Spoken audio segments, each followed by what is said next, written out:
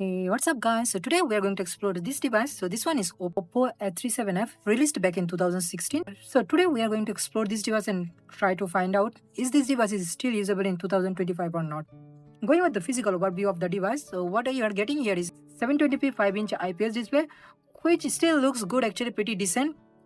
In front you are also getting a 5 megapixel front facing camera, which can shoot up to 720p video, and proximity sensor and navigation buttons here.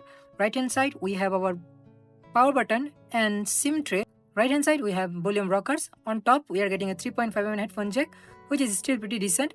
And on the bottom we are getting speaker grill, a micro USB port. And on the back we are having a 8 megapixel rear facing camera, which is still pretty decent actually. One thing which is really good about this device is actually the camera performance. I will show you how the camera still perform on this device. So this device is powered by a Snapdragon 410 processor, which is a quad-core processor, and it got 2GB of RAM and 16GB of internal storage. So it was a mid-range device from Oppo back then, but this device actually still performed really well. So this device is actually running on Oppo's own UI, ColorOS, and now you can still find devices running on ColorOS. So this one is running on ColorOS version 3 on top of Android 5.1. So one of the downside of this device right now is actually Android 5.1, because Android 5.1 does not support many applications, and you can see other information of the device like 2GB of RAM and 16GB of internal storage, all those things. And I'm thinking of actually flashing custom ROM on this device. I will try maybe Lineage OS in the future. The Wi-Fi still works really well. As you can see here, it is connected on 2.4 GHz network. It doesn't support 5 GHz network, but that is its limitation. Mid-range device.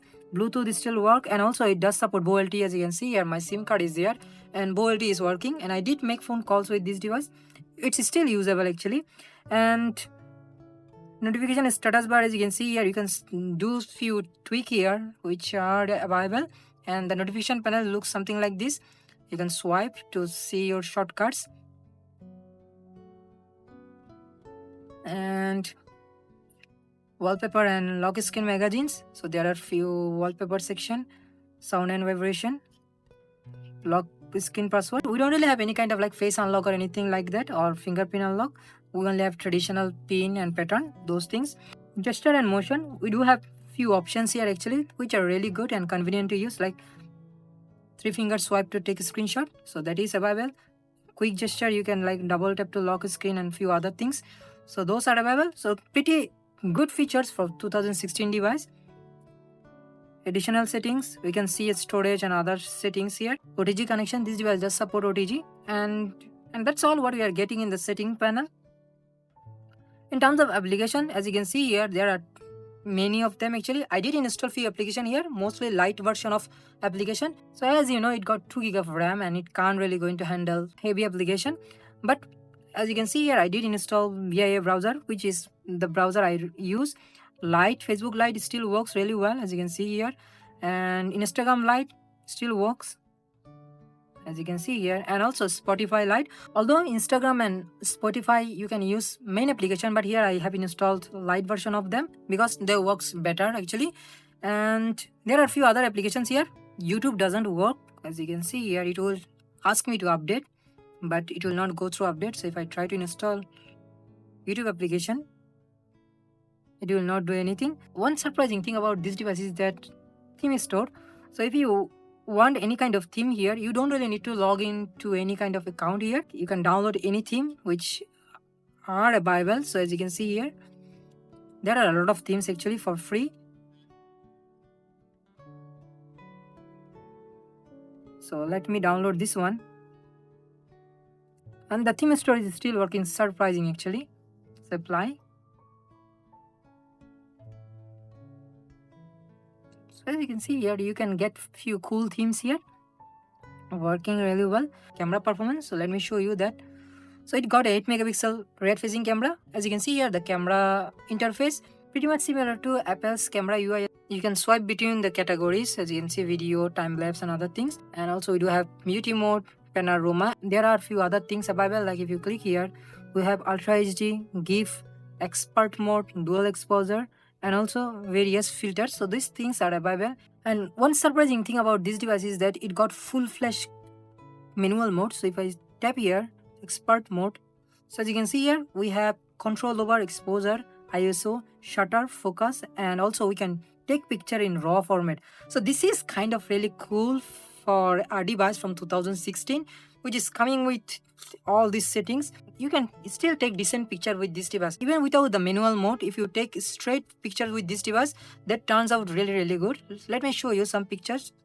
As you can see here, I did take these pictures with this device and that turns out really good. So as you can see,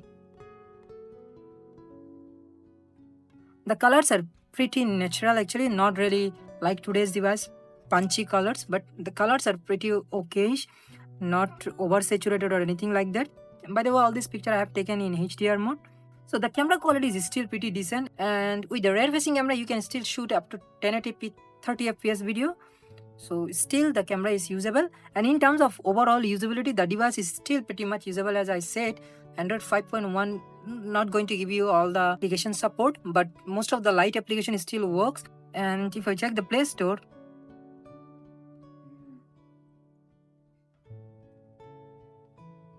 a little slower side. Obviously it's a pretty old device, although it is allowing me to download like Free Fire, PUBG, even Call of Duty on this device, but this device not going to handle those kind of games. But still you can play offline games like Temple Run 1. Those games still works really well. In terms of browsing, the built-in browser is not really that good, so you have to install a third-party browser. I use VIA browser here, and VIA browser still works really well for me. And you can still watch YouTube video directly from VIA browser. So if I search here YouTube,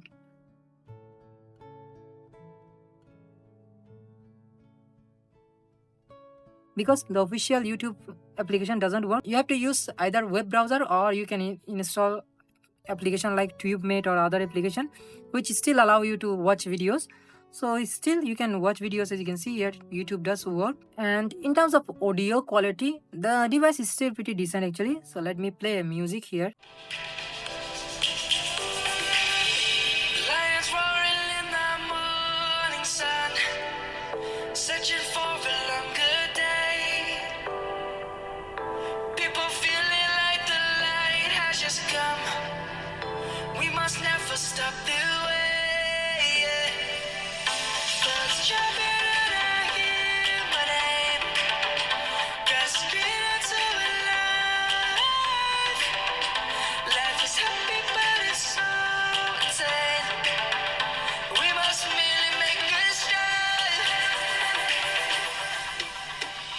Savannah, I'm coming home. Savannah, we'll never be alone. Savannah, the beauty of the world. Savannah, let's all take a ride. Savannah. So the speaker quality is pretty decent, and the device is still pretty much usable as secondary device, not really primary device, because it can't really handle today's heavy applications. And I'm thinking of actually installing custom ROM on this device. So if you have one of these device, you can keep eye on my channel. Maybe in future I will upload few custom ROMs reviews for this device. So that's all about this device. Thank you very much for watching, and I will see you in the next one.